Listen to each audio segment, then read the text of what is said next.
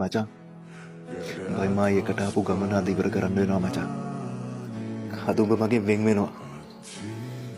අව්වේ වැස්සේ උඹ මාව දරාගෙන ආපු දුර ගොඩයි මචං.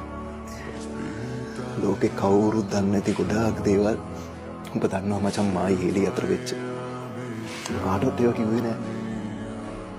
අද හෙලට ලොකු ප්‍රශ්නයක් මචං. උඹට විතරයි මේ ප්‍රශ්නේ විසඳන්න මට උදව් කරන්න පුළුවන්. මට ඒ උදව් කරා.